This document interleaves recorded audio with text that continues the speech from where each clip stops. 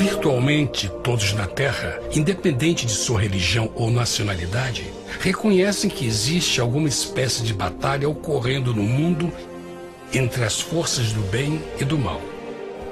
Uma luta colossal entre a luz e as trevas, a verdade e o erro, a opressão e a liberdade, o bom e o mal, e finalmente, a vida e a morte.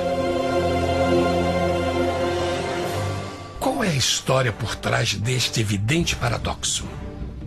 Muitas religiões, assim como a Bíblia, ensinam que além deste véu tridimensional do mundo físico que vemos, existe outro mundo espiritual que não podemos ver. Nesta realidade invisível ao nosso redor, se desencadeia uma batalha titânica entre o herói supremo e justo contra o vilão mais cruel e maligno. A grande pergunta é: quem são esses personagens e como e onde começou esta crise cósmica? Este é o maior mistério de todas as épocas e a história mais fascinante e verdadeira que jamais tem sido contada. Esta crise envolve cada pessoa sobre a Terra. Sim, cada pessoa.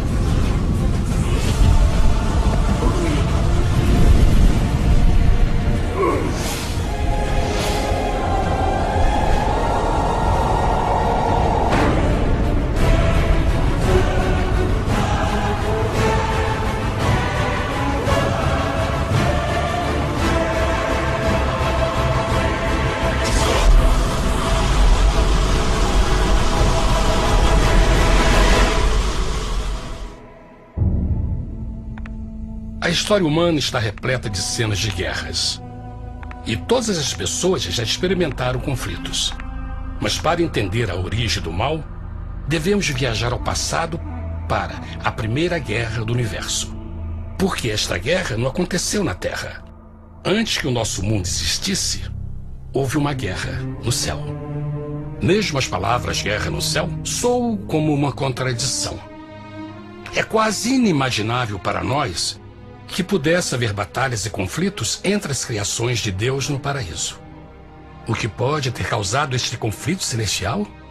Graças a um livro antigo chamado Bíblia, temos detalhes suficientes para poder juntar as peças e desatar os nós. Mesmo que trágica, é uma extraordinária e bela história de amor que vai desde o princípio dos tempos até tocar pessoalmente a você, a mim e a cada indivíduo na Terra. Nossa história começa há muito tempo atrás na capital do universo. Em um lugar chamado Céu, que estava repleto de seres angelicais que amavam fazer a vontade de Deus.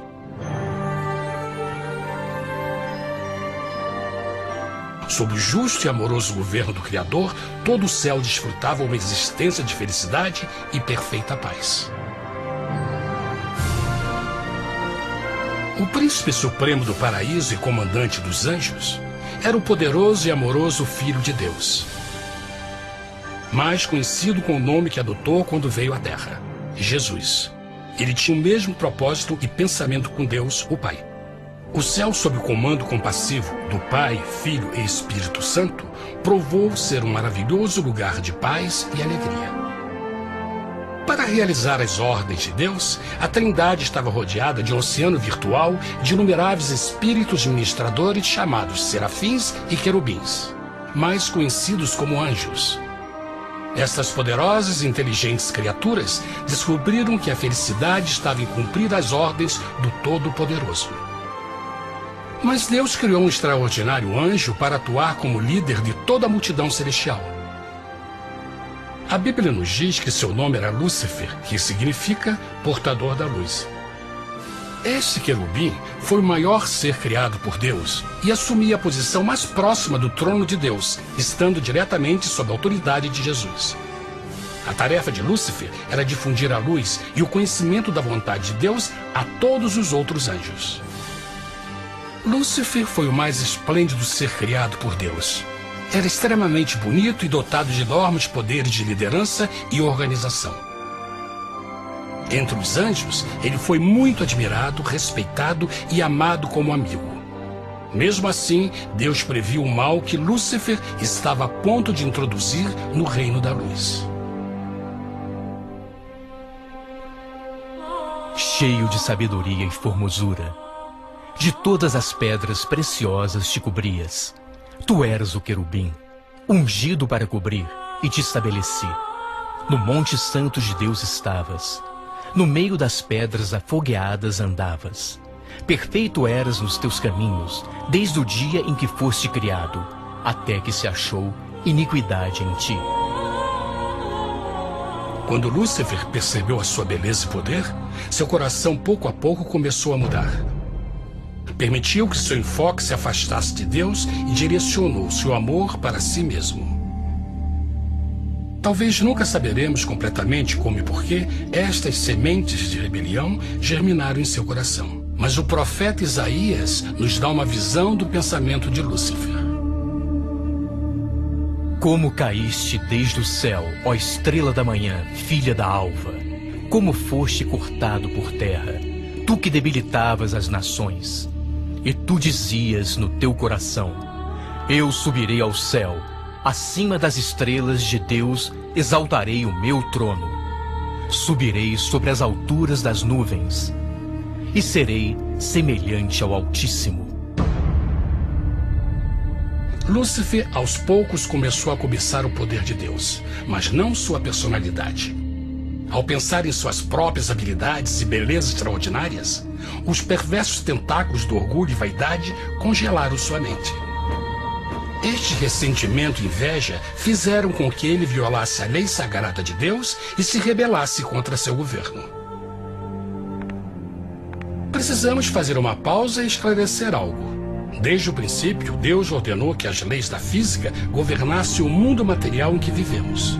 Sem essas leis naturais, o universo seria um caos. Do mesmo modo, as leis morais de Deus sempre têm dado segurança e estabilidade ao cosmos. Alguns pensam que os 10 mandamentos não existiram, até que o Senhor os entregou a Moisés no Monte Sinai. Mas as Escrituras nos ensinam que os princípios das leis de Deus sempre existiram por toda a eternidade, pois são a base fundamental de seu reino de amor. Seguros todos os seus mandamentos, permanecem firmes para todo sempre e são feitos em verdade e retidão. Os 10 mandamentos são um resumo das características de um Deus de amor. Os primeiros 4 mandamentos descrevem quem é Deus, seu poder, seu território e autoridade. Os últimos 6 descrevem como é Deus, sua honestidade, sua pureza, sua fé. Todas estas coisas sempre foram verdade e sempre serão verdade. Agora, pela primeira vez na história da eternidade, Lúcifer começou a violar estes princípios perfeitos. Lúcifer sabia que se fosse compartilhar o poder e status de Deus, necessitaria de apoio. E deu início ao trabalho.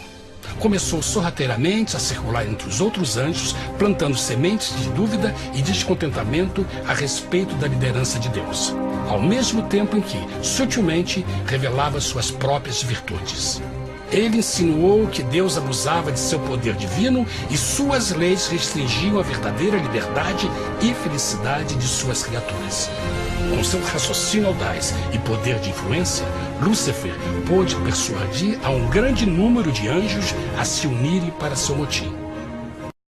Talvez se perguntem, como tantos anjos inteligentes puderam seguir esse desertor? Bom, lembrem que até esse ponto nenhum anjo tinha escutado uma mentira.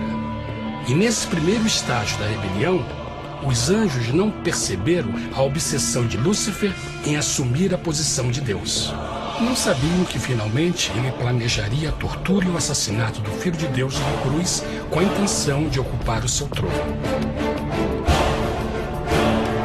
Estranhamente, Lúcifer pensou que poderia ocultar seus verdadeiros propósitos de Deus. Ai dos que querem esconder profundamente o seu propósito do Senhor e fazem as suas obras às escuras e dizem: quem nos vê e quem nos conhece? Não pense nem por um momento que a rebelião de Lúcifer surpreendeu Deus e o pegou desprevenido. O Senhor sabe de todas as coisas e os pensamentos de suas criaturas. Ele entendia exatamente o que estava se passando pela mente de Lúcifer. E piedosamente Deus advertiu o desgarrado anjo do perigo. Mas no final, o orgulho e a vaidade não permitiram que Lúcifer se arrependesse. Então, iniciou a rebelião total contra Deus em vez da humilde obediência. Alguns podem perguntar: isso significa que Deus criou um anjo defeituoso? Não, mas ele criou Lúcifer com livre-arbítrio. Verão que o livre-arbítrio é uma coisa maravilhosa, mas também muito perigosa, incluindo o risco de uma rebelião e a possibilidade de que o amor de Deus seja rejeitado. Vejam que o amor real não pode vir de uma criatura pré-programada e não pode ser forçado, deve ser voluntariamente dado. Por exemplo, mesmo que seja bonito este cachorro robô, na verdade, nunca poderá amar-me. Posso fazer que pareça que me ame, mas só estará seguindo instruções pré-programadas. E que opção? Por outro lado, este pequenino está realmente feliz em ver-me. Ele decidiu dar-me seu afeto. E com o tempo, nossa relação se fará mais forte, enquanto eu ame e cuide bem dele. Do mesmo modo, um Deus de amor só quer amor verdadeiro de suas criaturas. E para que isso aconteça, elas precisam ter o livre-arbítrio. A rebelião de Lúcifer é a maior evidência de que ele tinha esta liberdade. Agora, a grande pergunta é: como Deus enfrentaria esta crise? Como lidaria com Lúcifer e com os milhões de anjos que se uniram nessa rebelião? Muitos questionam: por que Deus não acabou imediatamente com a rebelião? Afinal, ele poderia facilmente vaporizar Lúcifer com um raio. Mas isto teria solucionado o problema? Não, pelo contrário. Isso só teria intensificado as dúvidas e suspeitas que Lúcifer havia plantado na mente dos anjos. Lembrem que Lúcifer sabia, como ninguém mais, da engrenagem interna do governo de Deus. Sua destruição seria vista como parte de uma grande armação, e a razão que o motivou a servir Deus teria sido o medo da represália e não o amor. O Senhor sabia, na sua sabedoria, que a melhor forma de enfrentar a crise era permitindo que tudo seguisse o seu curso. Esta seria a única forma de se assegurar que o mal não se ergueria outra vez. Deixai crescer ambos juntos até a ceifa. E por ocasião da ceifa, direi aos ceifeiros: colhei primeiro o joio e atai-o em molhos para o queimar, mas o trigo ajuntai-o no meu celeiro. Na parábola do joio e do trigo, Jesus descreve que um tempo de crescimento é necessário para que uma planta revele sua verdadeira natureza. No seu entendimento infinito, Deus sabia que com o tempo, o caráter real de Lúcifer seria exposto e que os amargos frutos de sua rebelião seriam vistos. Até agora, os cidadãos do universo não estavam familiarizados com o pecado e até onde os levaria. Mas isso mudaria quando eles vissem por si mesmos sua terrível natureza autodestrutiva. Afinal, a sabedoria e o amor do governo de Deus seria para sempre confirmado e o universo estaria seguro. Quando Lúcifer e seus seguidores revelaram abertamente sua rebelião, o Senhor soube que não haveria paz se permitisse que eles ficassem no céu. Deveria impor um limite, entrar em ação e enfrentar os rebeldes. Mas Lúcifer e seus seguidores nunca sairiam por vontade própria ou pacificamente. O passo seguinte foi a guerra. houve batalha no céu. Miguel e os seus anjos batalhavam contra o dragão. E batalhavam o dragão e os seus anjos. Mas não prevaleceram, nem mais o seu lugar se achou nos céus. E foi precipitado o grande dragão, a antiga serpente, chamada o Diabo e Satanás, que engana todo mundo. Ele foi precipitado na terra, e os seus anjos foram lançados com ele. A Bíblia não revela exatamente que tipo de armas foram usadas durante este conflito cósmico. Mas esta guerra foi como nenhuma guerra que os olhos mortais já viram. Apocalipse 12:4 nos diz que finalmente Lúcifer e 1/3 dos anjos de Deus foram expulsos do paraíso.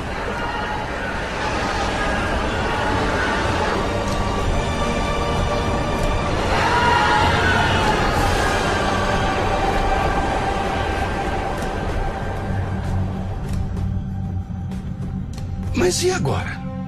Lúcifer tinha milhões de anjos ao seu lado, mas precisava de um pedaço de chão para continuar sua rebelião.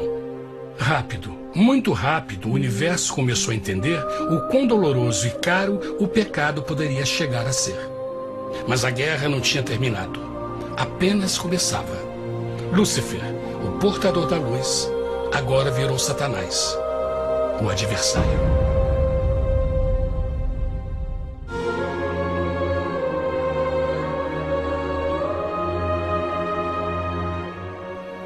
Depois da guerra no céu, Satanás e seus anjos caídos foram expulsos da corte de glória.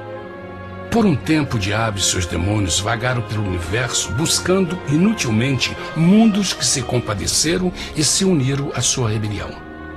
Enquanto isto, o coração de Deus sentia intensamente o vazio que deixou a perda de Lúcifer e seus anjos. Então o Pai, o Filho e o Espírito Santo retomaram seu trabalho favorito, o maravilhoso trabalho da criação. Decidiram fazer um mundo novo, pleno, com muita variedade e diversas criaturas de amor. Este novo mundo seria único, porque as criaturas principais seriam feitas à imagem de Deus. Para eles, o Senhor também daria o domínio deste planeta novo, que conhecemos como Terra. No princípio, Deus criou a terra. E viu Deus tudo quanto tinha feito, e eis que era muito bom. Que imagem maravilhosa! Deus forma um novo mundo, nosso planeta, Terra. E em cada maravilhoso dia da criação, algo novo e espetacular começa a fazer parte da cena. Por exemplo, no terceiro dia, Deus falou e uma linda e exuberante vegetação fez parte da existência. Plantas de todas as cores, formas e tamanhos. No quinto dia, o mundo estava repleto de espantosas e exóticas criaturas, que podiam tanto se elevar aos céus como deslizar pelas águas azuis. E outras podiam fazer as duas coisas. No sexto dia, houve a introdução de um grande número de animais terrestres. Desde o gigante elefante até o pequeno esquilo, cada um encontrou um lugar nesse novo planeta para viver em harmonia com o resto da criação. E também no sexto dia, Deus criou o homem.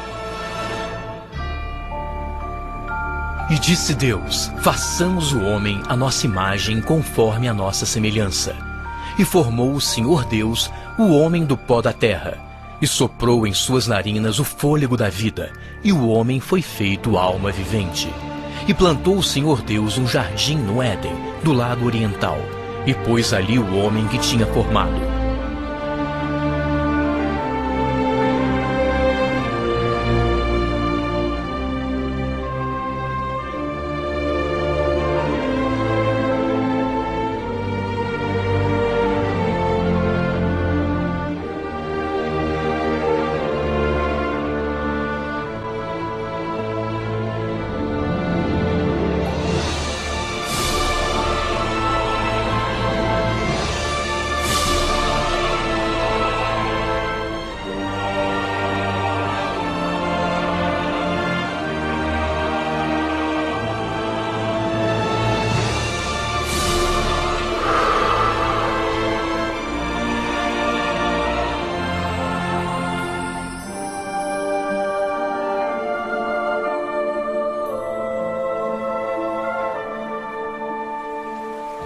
Mas que grande honra ser criado à semelhança de Deus, ser um indivíduo com liberdade de pensamento.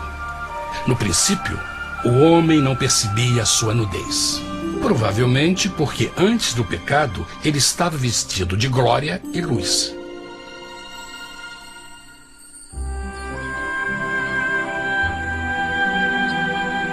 Deus também criou a companheira perfeita para Adão, sua bela esposa Eva.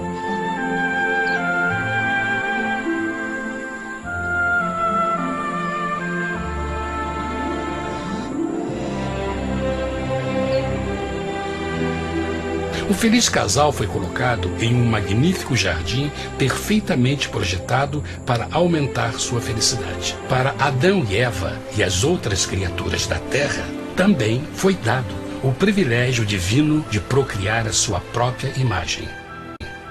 A intenção de Deus foi que a raça humana tivesse domínio sobre este paraíso perfeito para sempre.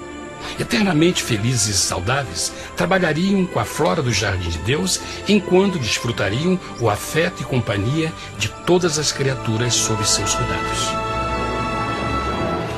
O ambiente que nossos primeiros antepassados experimentaram foi muito diferente do mundo de hoje.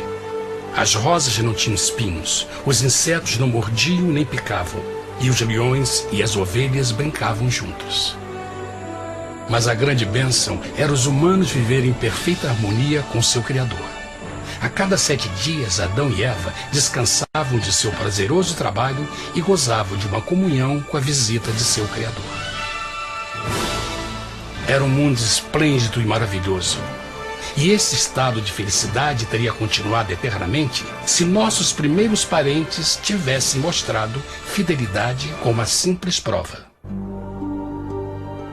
Mas da árvore do conhecimento do bem e do mal, dela não comerás, porque no dia em que dela comeres, certamente morrerás. Visto que o adversário havia contaminado o universo com sua rebelião, o Senhor viu a necessidade de uma simples prova de amor e lealdade. Lembrem que os anjos bons acabaram de ver 1/3 de seus amigos serem expulsos do céu durante a guerra. Como estariam seguros de que esses novos humanos não se uniriam a Lúcifer e causariam problemas? Então o Senhor plantou uma árvore no jardim, uma árvore cujo fruto não deveria ser comido sob pena de morte. Ao passar por esta simples prova de obediência, Adão e Eva mostrariam a lealdade para com Deus e a fé em sua palavra. Ainda mais, era uma prova de amor. Por isso, Jesus disse em João 14, se me amais, guardais meus mandamentos. Mas alguém mais soube desta prova de fé e estava determinado a usá-la em seu favor. Satanás estava com inveja dos humanos que desfrutavam da bendita vida que ele perdeu. Sua feliz existência estava em total contraste com a sua, que agora estava cheia de culpa, pecado e miséria. Com ressentimento e raiva, não estava disposto a deixar o casal em paz, pois o pecado sempre buscará arrastar a outros consigo.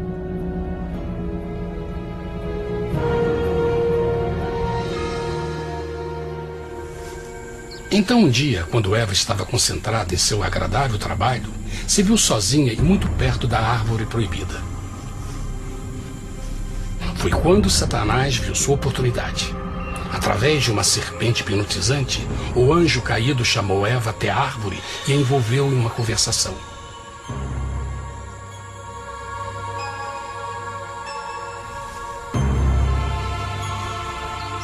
Suas palavras encantadoras foram cuidadosamente calculadas para gerar desconfiança a Deus.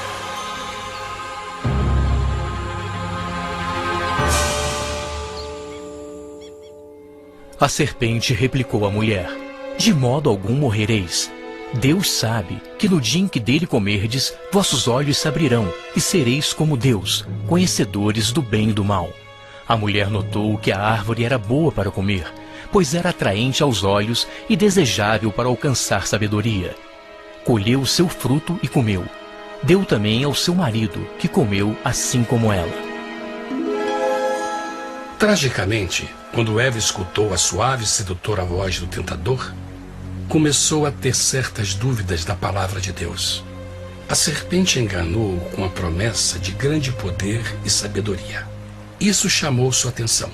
Além disso, aparentemente um fruto deu à serpente a habilidade de falar. Que outros poderes poderia dar a ela? E mesmo tendo acabado de conhecer a serpente, ela confiou em sua palavra acima da de Deus, quem a criou, e lhe deu um paraíso para viver. Então Eva comeu o fruto proibido e convenceu seu esposo a fazer o mesmo. Adão poderia ter escolhido ser fiel a Deus, mas colocou seu amor pela esposa acima do seu amor por Deus. Quando os nossos primeiros parentes mostraram lealdade ao inimigo, o domínio da terra foi tomado por Satanás. Não sabeis que, vos oferecendo a alguém para lhe obedecer, vos tornais escravos daquele a quem obedeceis? Ninguém pode servir a dois senhores. Este mundo agora seria o último campo de batalha entre o bem e o mal, e o coração de cada homem e mulher seria o prêmio. Adão e Eva não se deram conta desse tempo, mas seu momento de desconfiança e desafio abriria as comportas do sofrimento de milhões de pessoas durante milhares de anos.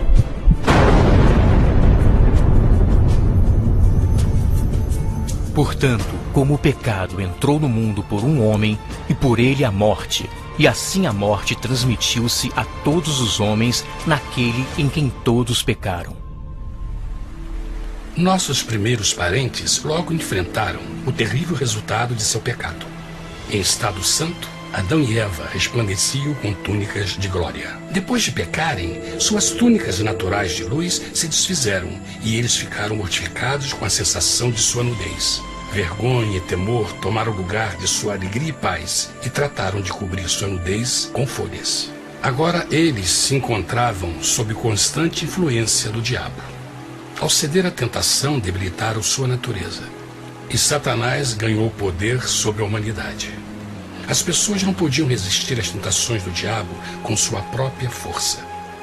Por último, e o mais aterrador, se encontravam vivendo sob a pena de morte iminente. Deus havia advertido que a desobediência traria a morte. Já tinha experimentado a morte espiritual. Quanto tempo passaria para sofrerem a morte física também? Nesse ponto, seu futuro não tinha nada mais que escuridão e desespero. Tendo expulsado o homem, colocou diante do jardim do Éden os querubins com o cintilar da espada flamejante, para guardar o caminho da árvore da vida. Como o pecado provocou a expulsão dos anjos caídos de seu lar celestial, agora pela desobediência, Adão e Eva foram tirados de seu jardim, seu lar no paraíso.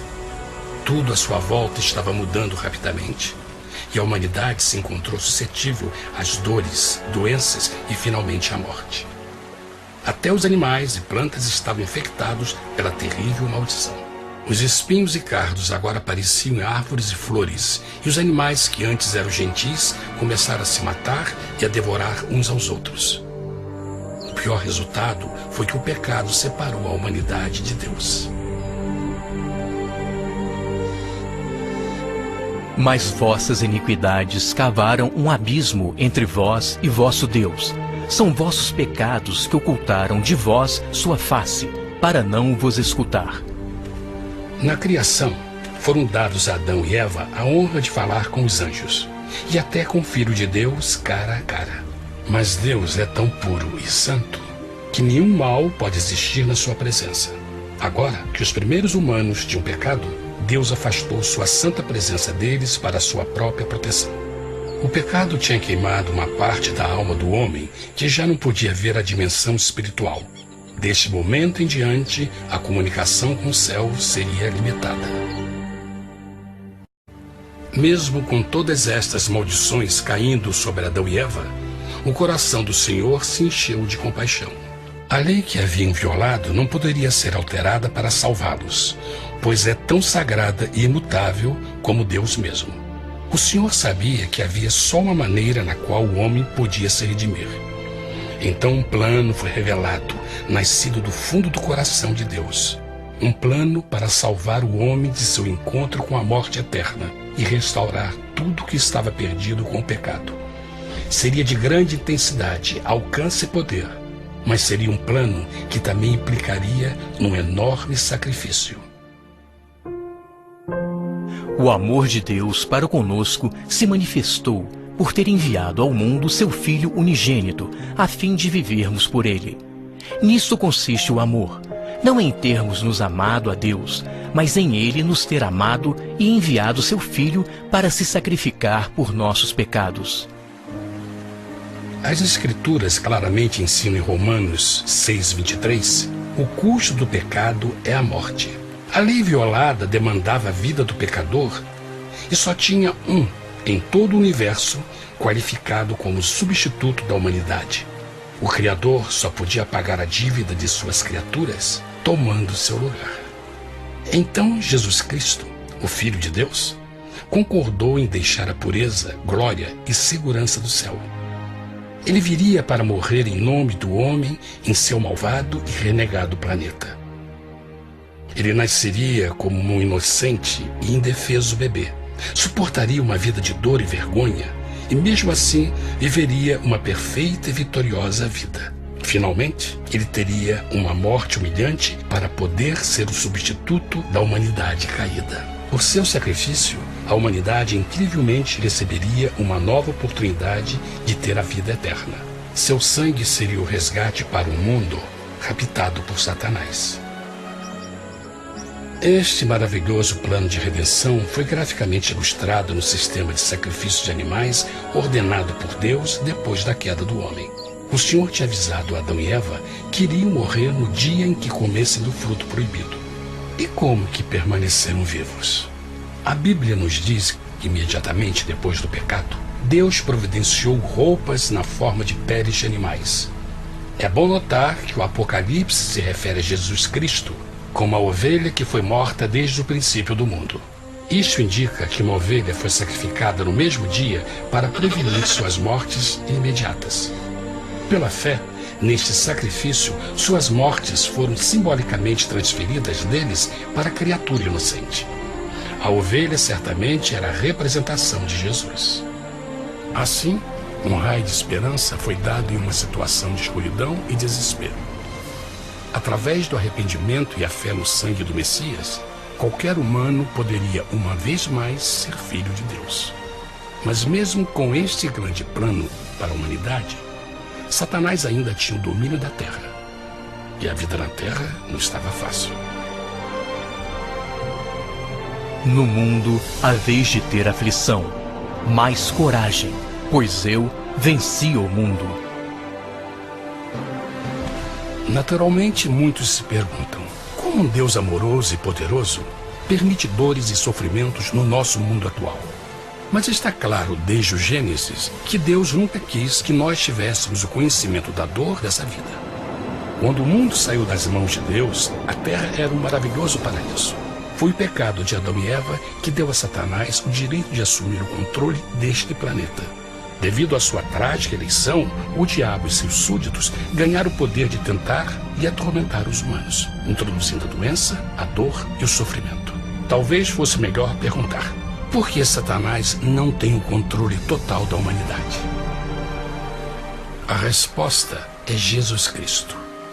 Talvez já perceberam que a morte de Jesus na cruz deu a cada um de nós a oportunidade de sermos salvos, mas na verdade fez muito mais do que isso. Quando o Salvador ofereceu sua vida para redimir a terra, esse ato poria restrições ao controle de Satanás sobre a humanidade. Satanás não poderia forçar nossa vontade e seu poder de nos ferir seria limitado. O sacrifício de Cristo também nos trouxe um tempo de prova, durante o qual poderíamos ver a diferença entre o governo de Deus e o de Satanás, e então decidir a quem servir. Finalmente, pelo sacrifício que fez Jesus, o reino de Satanás chegará ao seu final, e um dia a terra será devolvida ao homem mais maravilhosa do que era no princípio. Mesmo Adão e Eva tendo começado suas vidas como exilados do paraíso, ainda tinham esperança. Deus providenciou peles de animais sacrificados para se cobrirem. Mas o mais importante, ele prometeu o sangue do Cordeiro de Deus para pagar por seu pecado, se aceitassem Cristo e se arrependessem. Uma grande pergunta permanece: as pessoas aceitaria o grande presente de Deus? Como escaparemos se agora desprezarmos a mensagem tão sublime da salvação? A incrível história que acabaram de escutar é verdade e afeta vocês. Pois, pelo desejo de Satanás de ser Deus e a desconfiança e desobediência de Adão e Eva, todos nós nos encontramos em uma situação perigosa. De um lado, a humanidade foi grandemente favorecida por Deus com uma segunda chance de recuperar nosso lugar no Éden. Por outro lado, se nós desistirmos de aproveitar esta grande chance, nos tornaremos escravos de Satanás e finalmente seremos destruídos quando Deus limpar o universo do pecado. Amigos, não há melhor hora de fazer sua escolha por Jesus do que agora mesmo. Nenhum de nós sabe quanto tempo mais teremos que viver nesta terra. Jesus nos tem mostrado grande interesse no seu bem-estar e seu amor por vocês o levou a providenciar uma maneira de escaparmos de uma futura destruição. Ele quer que você o aceite e se arrependa de seus pecados. Através de Cristo, pode encontrar o perdão para tornar-se como Ele em caráter. A triste notícia é que Satanás atua de todas as formas possíveis para evitar que aceite o presente da salvação de Deus. Devido à nossa rotina da vida, o amor ao dinheiro ou alguma outra distração fascinante, ele trabalha para manter a todos ocupados e afastados do que, na realidade, mais importa, sua salvação eterna. Para que entenda a realidade da situação e que se você não escolhe a Jesus por omissão, está escolhendo a Satanás. Mesmo que a terrível escolha de Adão e Eva nos traga morte e miséria, vocês agora podem tomar uma melhor decisão. Deus está oferecendo uma paz que satisfaz o anseio mais profundo de sua alma e uma alegria que não encontrará nas atribulações deste mundo. O desejo que tem o coração de Deus é que seja salvo e esteja com Ele no paraíso.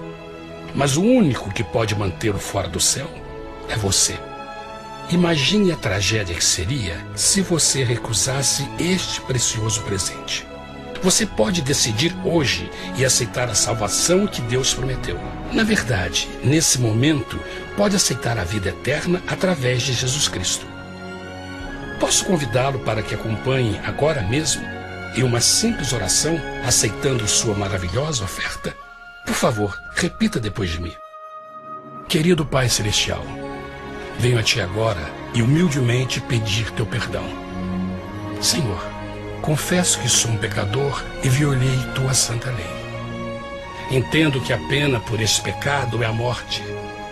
Acredito que Jesus Cristo sofreu e morreu na cruz para receber o castigo por todos os nossos pecados. Acredito que Jesus ressuscitou e eu o aceito como meu Salvador pessoal.